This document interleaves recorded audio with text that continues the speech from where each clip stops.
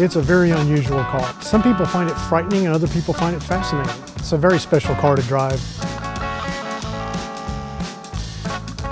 It's a one-off car built in France. You'll never see another one on the road.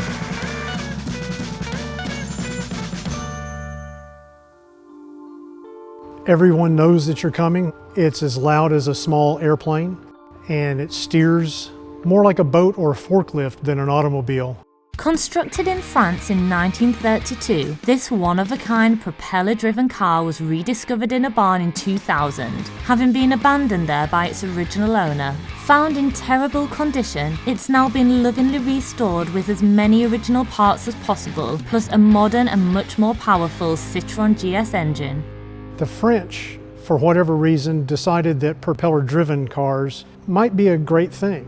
There was a great access to abandoned motorcycle engines after World War I, and several French designers came up with the idea that a car that used a motorcycle engine and a propeller for propulsion could be lighter in weight and much less complicated and have performance equal to or superior to other cars.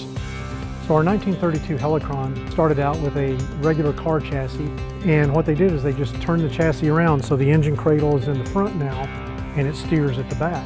We replaced the front axle and had a local woodworker build us the shroud. And the shape of the shroud is kind of important. There's very small clearances between the tip of the propeller.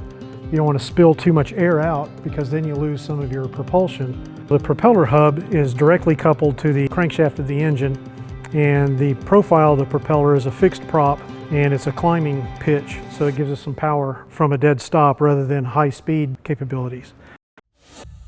One of the downsides of this car is it's very slow to accelerate up a hill. And if you found yourself stopped on a hill and had to get going from a dead stop, sometimes you're going to have to get out of the car and push. You could just hop right out. You could still steer, accelerate, and brake. This is the original dash. The gauges were restorations. The key is the original style, a little bit more old school. In fact, our locksmiths don't even know what those kind of keys are called. Getting in is like getting in a boat. And it could be a two-seater up front, but for me it's a single seat. When you steer, the back end moves around more so than the front end. It's a learned experience. Despite its dangerous-looking front end, the Helicron is completely road legal, having been classed as an antique car. Driving the Helicron is an experience like no other car that I've ever driven. It's not really scary to drive, it's a little frustrating. It has a huge turning circle.